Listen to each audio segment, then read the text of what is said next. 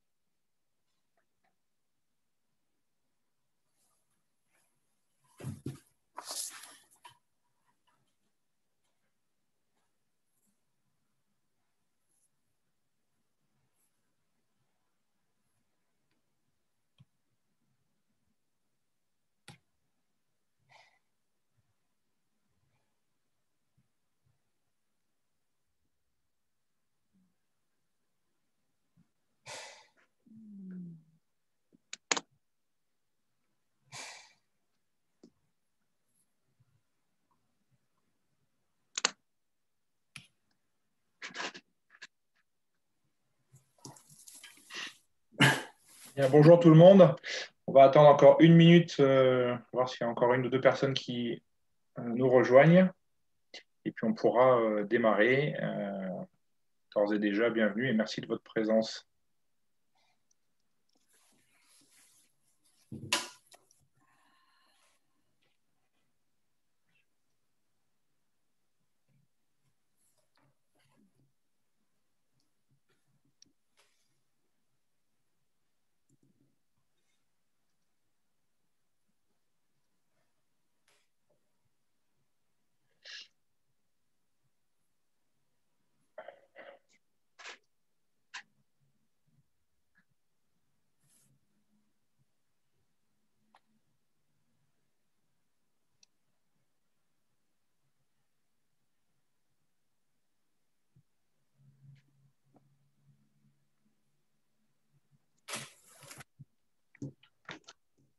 Commencer, Nicolas, on est 13.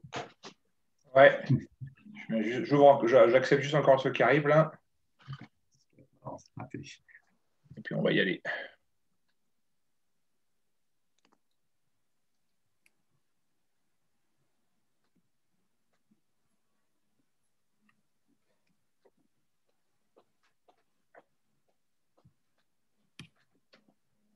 Bon, histoire de ne pas prendre trop de retard, nous allons démarrer. Donc pour ceux qui viennent d'arriver, voilà, encore quelqu'un.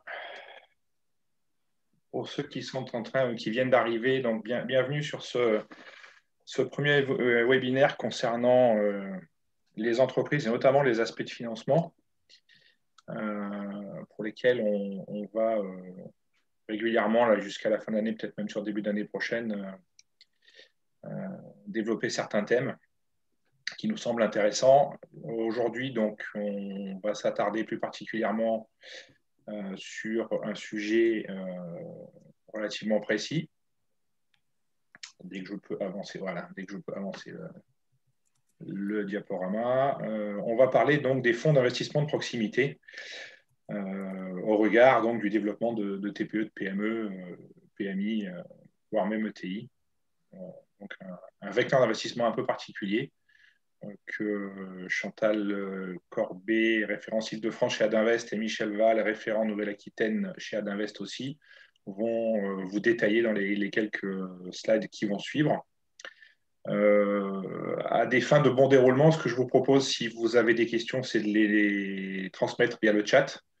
Je vais les relever au fur et à mesure. On aura du temps à la suite de cette présentation d'une vingtaine de minutes pour pouvoir répondre à ces questions, au moins en partie, si on peut le faire. Et quoi qu'il en soit, puisqu'on aura donc les noms des personnes qui auront posé ces questions, on pourra revenir vers vous s'il y a besoin de préciser les choses. Et évidemment, nous restons chez Adinvest à votre disposition pour creuser un petit peu certains points si c'est nécessaire. Donc, pour avancer tout de suite, voici un petit peu le sommaire de ce qu'on va aborder aujourd'hui. Qu'est-ce que c'est d'abord? En quoi ça consiste? Comment ça fonctionne? Du côté de l'investisseur, quels avantages fiscaux ça peut offrir? Quelles sont les principales conditions et comment est-ce qu'on peut bénéficier d'un financement via un FIP? Et les sujets de préparation, de montage de dossiers de financement pour que ce soit le plus efficace possible avec 4 points principaux: le timing, savoir réfléchir en amont, la qualité du dossier et puis la notion d'accompagnement qui est toujours importante dans ces cas-là. Chantal, je te laisse la parole donc sur le point numéro 1, le fonds d'investissement de proximité. Qu'est-ce que c'est? Très bien. Bonjour à tous. Eh bien, les fonds d'investissement de proximité, ce sont des fonds communs de placement à risque. Ils existent depuis 2003. Ils ont été créés par la loi pour l'initiative économique, dite loi Dutrel. Pour rappel, les fonds communs de placement à risque, ce sont des fonds qui ont pour objet de collecter l'argent des épargnants pour leur permettre de prendre une participation minoritaire dans des sociétés, en priorité dans des sociétés non cotées. Cette participation peut prendre différentes formes. Ça peut être des actions, des obligations convertibles, par exemple. Ça peut être aussi, dans certains cas, des avances en compte courant d'associés. La particularité des fonds d'investissement de proximité parmi les autres formes de fonds comme un placement à risque, c'est qu'ils ont vocation à être investis principalement dans des PME. Donc, si vous êtes dirigeant de PME, en principe, vous devriez avoir des facilités à obtenir un financement d'un FIP, je veux dire FIP, hein, c'est plus simple, plutôt que d'autres instances. Alors, il y a un aspect qui est important dans ces financements, c'est qu'ils ont été créés pour aider des PME régionales. Et donc, chaque FIP choisit à sa création un nombre limité de régions. L'idée, c'est d'aider les régions qui en ont le plus besoin, c'est-à-dire celles qui sont les moins favorisées sur le plan économique, afin de redynamiser les régions qui en ont besoin en préservant les savoir-faire régionaux, en assurant la pérennité des PME et en favorisant des créations d'emplois dans ces régions. Ces fonds sont gérés par des établissements qui sont agréés spécifiquement pour l'AMF pour cette activité, prestataires de services d'investissement, entreprises de marché, ça peut être toutes sortes de sociétés de gestion. Voilà, je passe la parole à Michel Val qui va rentrer plus dans le détail.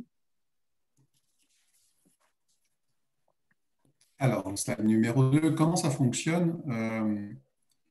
Donc, Chantal l'a rappelé, c'est bien une vocation PME, c'est même un petit peu plus que ça, vous verrez un petit peu après.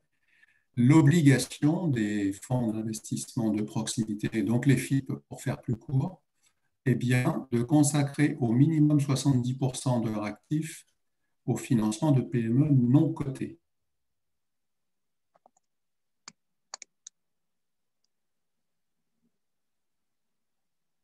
Je crois qu'on t'a perdu, Michel.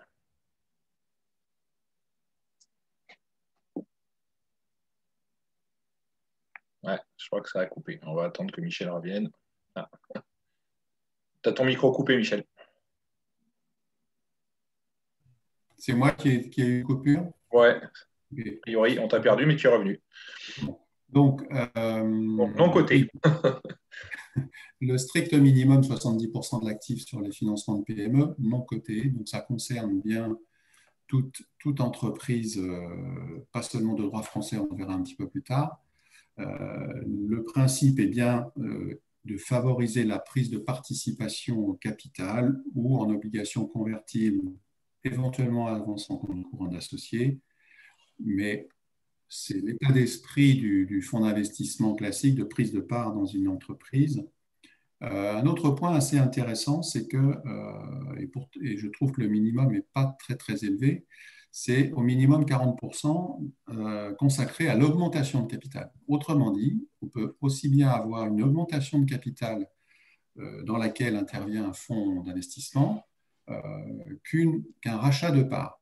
Voilà, c'est des choses assez simples, ou bien donc les prises d'obligations ou d'avance en compte courant. Un point important également concerne l'exclusion de certaines activités. Alors, rassurez-vous, je pense que ça ne vous concerne pas. Il s'agit, la terminologie précise, Chantal, si tu me corriges si je me trompe, ce sont les activités sans risque, pour le dire de façon très, très simple. C'est ça, ce sont des activités sans risque qui sont exclues du dispositif. Voilà. Autrement dit, les placements, alors vas-y, tu avais un ou deux exemples intéressants. Oui, notamment les activités financières, les activités immobilières. C'est le cas aussi de toutes les activités, de toutes les PME qui vendent avec des barèmes réglementés par l'État, où on considère que là, il n'y a pas de risque. C'est ça. Et donc, on parlait tout à l'heure, Chantal parlait de régions. C'est très important. Les fonds, les FIP ont bien vocation à intervenir sur certaines régions qu'ils choisissent, évidemment. Hein. Donc, les investisseurs du fonds choisissent des régions et décident d'investir dans des PME de ces régions-là. C'est vraiment la vocation, développement du territoire, redynamisation, investissement dans les PME. On verra un petit peu plus tard des choses sur les caractéristiques de ces entreprises PME. C'est très simple, mais vous verrez qu'il y a encore quelques points de détail à aborder. Chantal, tu interviens sur le suivant, sur les avantages. Alors, quels Voilà. sont effectivement les avantages fiscaux quand on investit dans un fonds d'investissement de placement, puisque vous pouvez être investisseur? Oui, parce que Voilà. vous êtes tous autour de la table, aussi bien patron de PME qu'éventuel, pourquoi pas, investisseur dans un fonds. Voilà, donc un point sur les avantages fiscaux, hein, puisque c'est un des moyens d'inciter les épargnants à investir dans les FIP. Vous avez un avantage dans vos déclarations sur le revenu, d'impôt sur le revenu. Là, il y a une réduction d'impôt qui est passée à 25% le 10 août dernier, qui était 18% auparavant. Cette réduction d'impôt de 25% est valable jusqu'au 31 décembre 2020. Au-delà, on ne sait pas trop si elle sera prolongée. Il est vraisemblable, malgré tout, que la loi de finances 2020 va proroger cet avantage pour les investissements 2021. Il y a une nouveauté cette année, c'est que ces 25% sont multipliés par un quota d'investissement. Michel vous a dit qu'il y avait un quota d'investissement réglementé d'au moins 70% dans les actifs des FIP. Le but de ces 70%, c'est de veiller à ce que l'argent aille bien aux PME. Si le FIP investit tous ses actifs dans les PME, eh bien, vous bénéficierez bien d'une réduction de 25%. S'il n'investit que le minimum, c'est-à-dire 70%, vous n'aurez une réduction d'impôt que de 25% multiplié par 70%, ce qui fait 18,5%. Donc, regardez bien les supports de communication si vous voulez investir là-dedans. En principe, le taux de réduction d'impôt est indiqué et donc c'est entre 18,5 et 25%. Ensuite, vous avez une limite qui est de 12 000 € pour une personne seule et 24 000 € pour un couple. Ça, c'est la limite des versements qui peuvent être faits dans ce cadre. Faites attention aussi que tout ça rentre dans le plafond des niches fiscales de 10 000 €. Vous savez qu'il y a un plafond de niche fiscale qui regroupe beaucoup de dispositifs fiscaux. Ça va de la prise en charge de l'employé de maison aux dons aux bonnes œuvres. Vous avez le Malraux, dedans vous avez plein de choses. Donc, si vous avez déjà 10 000 € de réduction d'impôt au titre d'autres dispositifs qui rentrent là-dedans, bien sûr, ça ne sert plus à rien sur un plan fiscal d'investir dans un FIP. Ce qu'il faut savoir, c'est que vous devez conserver cet investissement pendant au moins 5 ans. Sinon, la défiscalisation est supprimée. Et à la sortie, il y a un avantage. Quand vous allez sortir du fonds, vous serez exonéré d'impôts sur les plus-values éventuelles que vous aurez pu faire. Bon, ceci dit, ça reste bien sûr un investissement à risque. Vous n'êtes pas sûr de faire une plus-value à un taux de dépôt de bilan qui n'est pas complètement négligeable. Et bien sûr, à la sortie, il vous restera les prélèvements sociaux qui sont de 17-20% actuellement. Oui, effectivement, on rentre dans le cadre des défiscalisations qui permettent de flécher de l'épargne vers ou de l'argent du particulier vers la TPE-PME. Tout à fait. Alors, quatrième point, quelles sont les principales conditions pour bénéficier d'un tel financement, Michel? Sur les principes, évidemment, c'est très simple. Ensuite, la mécanique est un petit peu plus compliquée, mais en tous les cas, les critères, vous les voyez. Vous êtes une PME dont le siège est dans l'Union européenne, voire dans l'espace économique européen. Vous êtes soumis à l'impôt sur les sociétés. Et c'est à peu près le seul critère, je dis bien au sens de l'Union européenne, autrement dit moins de 250 salariés, pour un chiffre d'affaires inférieur à 50 millions, un total bilan inférieur à 43. Donc ça, c'est pas véritablement un critère. À partir du moment où on parle de 250 salariés, c'est déjà, ça donne déjà pas mal, une bonne limite. On vous passe les détails de la loi elle-même qui précise un certain nombre d'autres choses. En particulier, c'est un minimum de 2 salariés. Alors, c'est une conformité au statut de PME au sens de l'Union européenne. Cependant, il y a quelques petites contraintes qui sont ajoutées particulières dans la loi française. Et évidemment, lorsqu'on parle de FIP, donc de fonds de proximité avec une action et des investissements dans des régions, les PME candidates doivent évidemment exercer leur activité ou avoir leur siège dans une des régions d'intervention de ce fameux FIP. On est bien, encore une fois, sur la territorialisation de l'investissement, sur la dynamisation et strictement des PME moins de 250. Nicolas, tu as évoqué ETI, en fait, non, Oui, c'est vraiment effectivement, tu très, as raison. très ferme. Hein. C'est un point d'ailleurs d'accroche. Alors, si une PME de 240 salariés bénéficie d'un investissement auprès d'un FIP et que l'année suivante et les années qui suivent, elle dépasse le plafond de 250, ça ne remet rien en cause. Évidemment, c'est à la date de la prise de participation par le fonds. Comme beaucoup d'autres critères, si on les dépasse dans la vie de la société après l'investissement, ça ne remet pas en cause légalement la, la validité de l'investissement du fonds. Voilà. Ça, c'est un point important. C'est de la dynamisation et c'est ce que disait Chantal au départ, c'est bien le développement de l'activité, la création d'emplois qui prime à travers ces actions de ces fonds. Une fois qu'on Voilà sait pour moi. ça, évidemment, il faut faire ça au bon moment et pour les bonnes raisons. Voilà, alors la préparation du dossier de financement. Bien sûr, il y a des délais incompressibles qui sont liés d'une part à la préparation du dossier. Vous allez avoir un dossier à préparer, bien sûr, comme pour toute demande de financement. Déjà, vérifier les régions, hein, puisque, comme vous l'avez compris, un FIP ne peut pas investir dans n'importe quelle région. En principe, un FIP n'a pas le droit d'investir plus de 25% de son actif dans la même région. Donc, généralement, il finance 4 ou 5 régions à la fois. Mais bon, ce n'est pas parce qu'ils sont implantés dans votre région qu'ils financent les entreprises de votre région. Donc, regardez bien quelles sont les régions qui sont financées. Vérifiez aussi que votre activité est compatible avec un financement par un FIP. Hein, on l'a dit tout à l'heure, il y a quelques activités qui ne peuvent pas être financées par ce moyen. Après, les délais viennent aussi des délais de traitement de votre interlocuteur. D'une façon générale, il faut s'y prendre tout de même au moins 3 mois en avance. Entre 3 et 6 mois, c'est très bien. Ce qu'il faut voir également, c'est que plus vous aurez de trésorerie, plus vous aurez de chances d'intéresser les investisseurs. C'est sûr que si vous êtes au bord de la cessation de paiement, ce n'est pas un très bon critère pour les inciter à vous financer. Ensuite, il faut se poser quelques questions parce que ce n'est pas forcément cette solution-là qui vous convient. Ça peut être la bonne solution, mais pas forcément. Donc, il faut déjà se demander, est-ce que vous avez vraiment besoin d'un financement externe?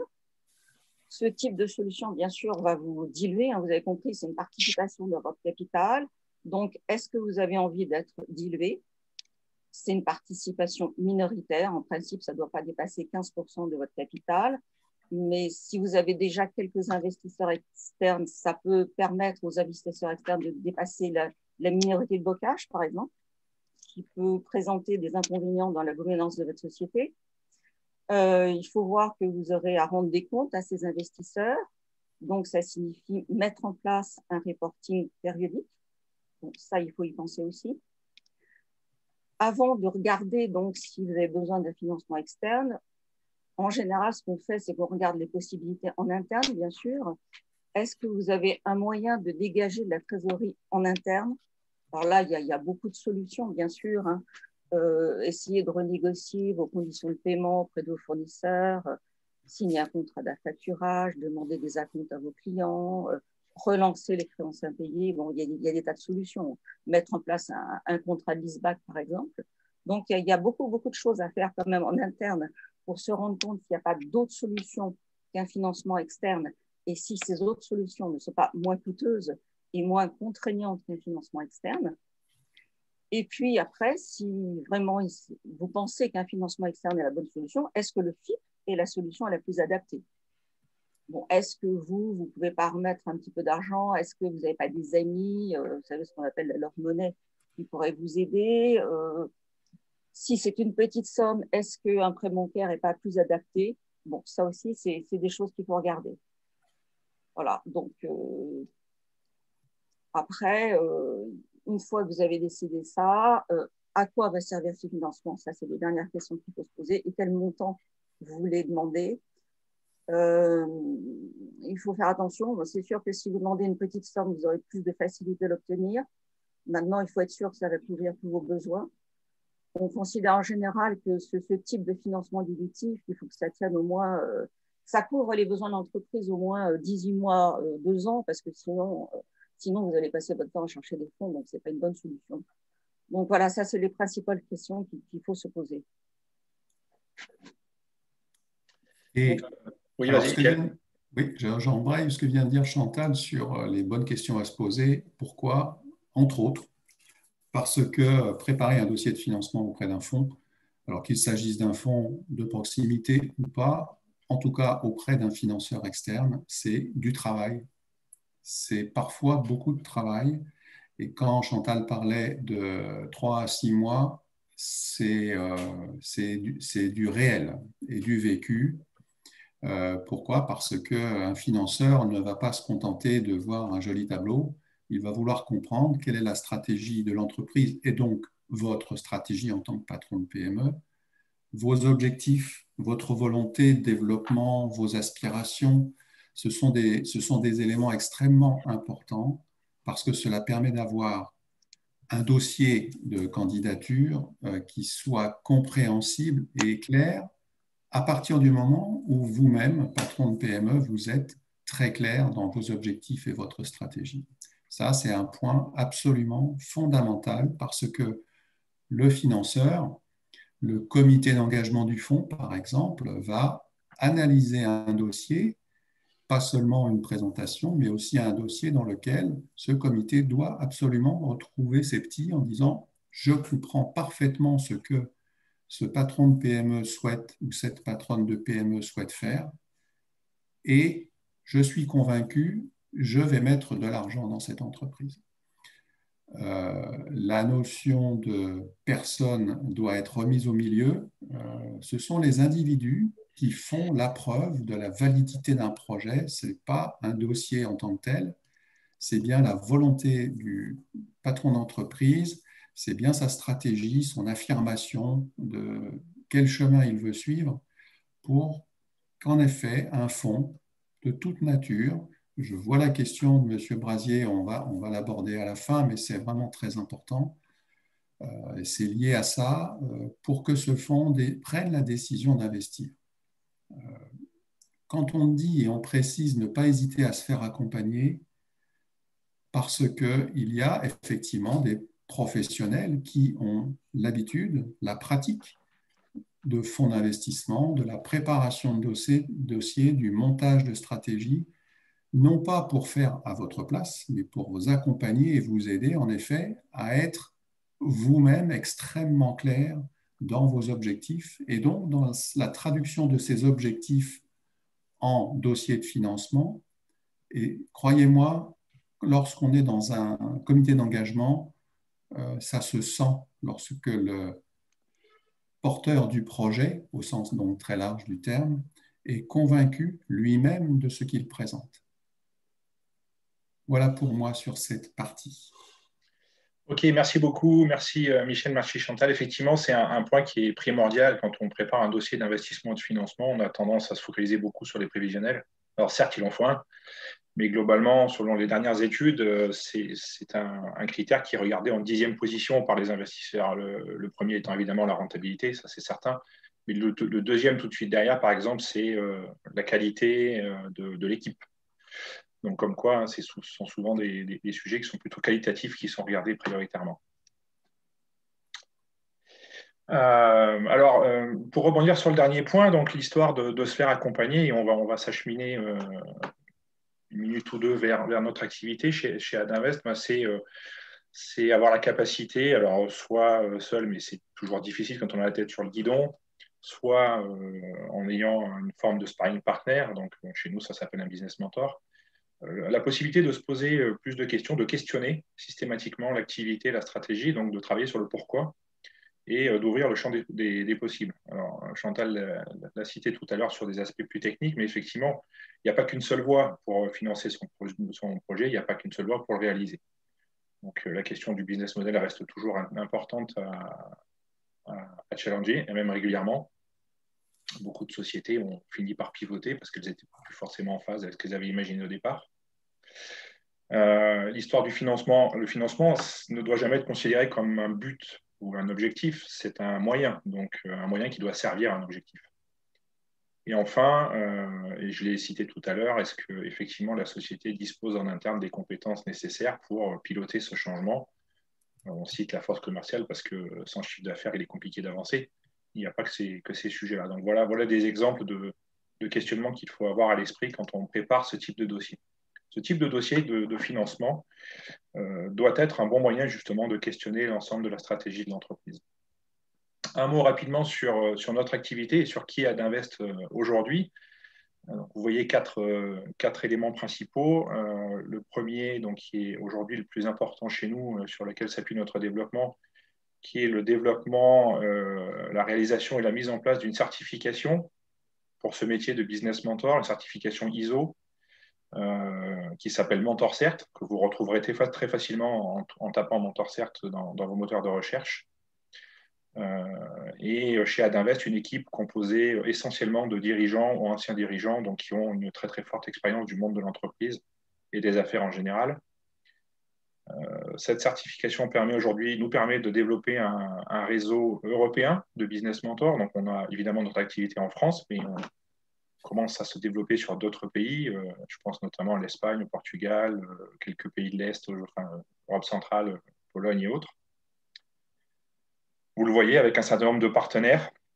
On n'a pas fait tout ce travail tout seul. C'est la force du réseau et la force de l'Union européenne, en l'occurrence, et le fait de pouvoir faire appel à des cofinancements européens, qui font qu'on a pu travailler avec d'autres structures dans d'autres pays, des fédérations professionnelles, des business schools, des universités, etc., qui nous ont permis d'aboutir à ce travail. Enfin, tout ça est appuyé par une association internationale qui est basée à Bruxelles et qui gère tous les aspects qu'on pourrait qualifier de R&D chez nous et toute la relation avec l'Union européenne et la Commission pour pouvoir avancer dans ce métier qu'on veut complètement international. Je vous ai parlé tout à l'heure, j'ai cité le terme de business mentor. En quelques termes clés, voilà à quoi ça sert et comment interagit un business mentor avec son mentoré, qui est un dirigeant d'entreprise en général. D'un côté, donc, il apporte des outils de pilotage, de la méthodologie, mis à disposition des réseaux, des partenaires, un certain nombre d'expertises qui sont activées en fonction des besoins. Et évidemment, l'expérience de l'entreprise, c'est toujours quelque chose de très important. Et puis, ça a permis en face aux dirigeants, qui est qualifié de mentorer chez nous, de pouvoir justement challenger ce qu'on disait, son business model, vérifier ou connaître ou élargir son écosystème. On a toujours les aspects humains qui sont toujours très importants. La notion de compétence, qui est un point toujours clé dans le travail qu'on fait avec nos clients dirigeants. Et puis un certain nombre d'éléments que vous retrouvez assez régulièrement, qui sont la concurrence et l'importance des valeurs et de la culture. Voilà pour positionner un petit peu tout ça. La présentation là, telle qu'on souhaitait vous la partager aujourd'hui est terminée. Je laisse à l'écran donc nos coordonnées de manière à ce que vous puissiez éventuellement nous contacter si vous souhaitez aller un petit peu plus loin. On va pouvoir, avec quelques minutes de retard, passer sur les questions. Effectivement, oui, Michel, tu as cité tout à l'heure la question de M. Brasier, donc je vais la redonner pour tout le monde. Puis on va essayer d'apporter une réponse à tout ça. Quelle est la typologie des entreprises dans lesquelles les fonds d'investissement de proximité investissent? Ça, c'est la première partie de la question. Et à quel niveau de maturité dans l'entreprise? Donc, est-ce qu'on est plutôt en early stage sur du développement, sur du retournement? Michel, si tu veux bien. Je peux commencer, Chantal, tu complètes. Vas-y, Michel. Alors, les typologies d'entreprises, je dirais qu'il n'y en a pas. Ouais. Le principe, c'est qu'il n'y en a pas, hormis les activités sans risque. Donc, on peut développer par défaut, en fait, les types d'activités qui sont exclus, mais non, il n'y a pas de typologie particulière. Il faudrait aller chercher dans les FIP existants et trouver les secteurs d'activité des entreprises dans lesquels ils investissent pour comprendre la répartition de l'investissement réel, mais a priori, il n'y a pas de typologie spécifique ni spécifiée. Quant à ce qui concerne le niveau de maturité, alors, on n'est pas en théorie dans un fonds d'amorçage, on n'est pas non plus dans un fonds commun de placement pour l'innovation. On est dans cette tranche intermédiaire qui est le fonds d'investissement, mais de taille, je dirais, par nature un peu réduite par rapport à des grands fonds d'investissement, puisqu'on parle de fonds de proximité. Autrement dit, en termes de maturité des entreprises dans lesquelles ces fonds investissent, Chantal, tu pourras compléter si je dis des bêtises, mais on n'est pas dans l'early stage, me semble-t-il. Ou en tout cas, c'est tous les niveaux de maturité, mais c'est plus PME que start-up malgré tout. Voilà. De façon très simple, c'est ça. Plus PME, plus entreprise établie, si on peut dire, qui a déjà 3 bilans et qui avance, plutôt que start-up. En revanche, le projet auquel le fonds contribue à son financement, le projet, ça peut être un retournement, comme disait Nicolas, ça peut être plein de choses. Il n'y a pas de contraintes ni législatives ni réglementaires associées à ça. Donc ça veut dire que c'est très ouvert sur l'utilisation de ces fonds. Oui. Ça vous va, Monsieur Brasier? Parfait. Merci. Merci Michel et Chantal. Il y avait une deuxième question qui est inclue dans celle qui vient d'être posée finalement. Est-ce qu'il y a des secteurs d'activité qui sont davantage ciblés par les FIP? A priori, pas forcément, de ce que j'en retiens. Non, il n'y a pas de secteur ciblé particulièrement. Sont exclus quelques activités, mais parce qu'on considère qu'elles ne sont pas risquées, mais c'est complètement marginal. J'ai peut-être une question complémentaire pour alimenter un petit peu le débat. Où est-ce qu'on peut trouver les coordonnées de ces FIP? Est-ce qu'il y a quelque chose qui recense tout ça? Et quelle est un peu la procédure pour les contacter? Est-ce qu'on y va de but en blanc? Bon, j'ai bien compris qu'il y avait un accompagnement à mettre en place, mais est-ce qu'on peut déjà faire un premier aller-retour pour voir ce qu'il en est en tant que dirigeant et essayer de creuser un petit peu? Alors, moi j'ai cherché, je n'ai pas trouvé de recensement, mais il y a beaucoup de sociétés de gestion qui proposent des FIP. C'est ça. C'est ça, et on trouve sur Internet, si vous tapez fonds de proximité, pour arroser très très large, vous verrez que en fait, il y a des filiales de banques qui ont monté des fonds de proximité, il y a effectivement des gestionnaires de patrimoine, enfin, c'est assez diffus. Il est assez étonnant d'ailleurs qu'on ne trouve pas ça, mais il n'y a pas de cartographie des FIP disponible, en tout cas aujourd'hui, pour les identifier. Je pense que si vous avez un projet et vous avez un besoin, là, on peut vous le trouver, le fonds. Enfin, on fera tout ce qu'il faut pour vous le trouver. Mais ça n'est malheureusement pas, il n'y a pas de catalogue national des fonds d'investissement de proximité.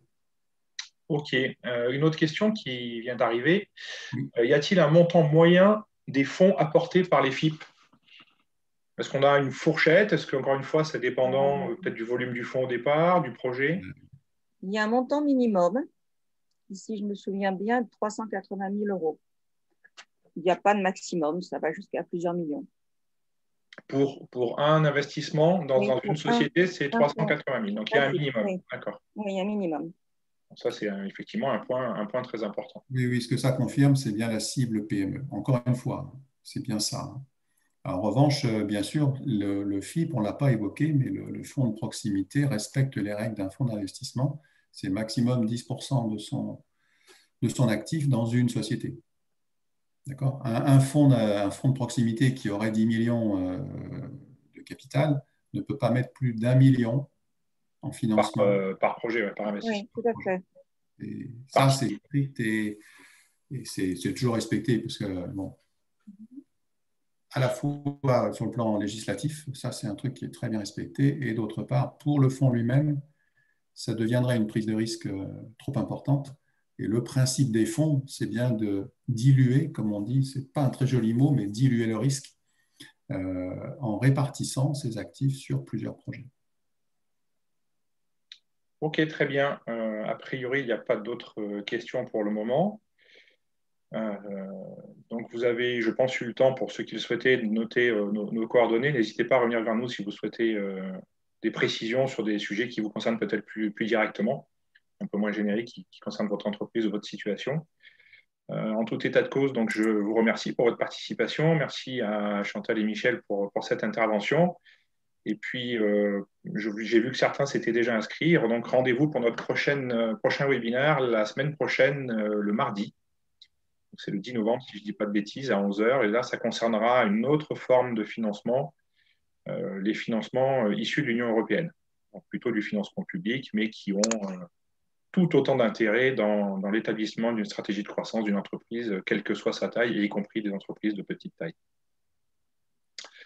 Donc, il me reste à vous remercier et vous souhaiter une excellente journée. À la semaine prochaine pour ceux qui seront présents. Merci bien. À tous. Merci à tous.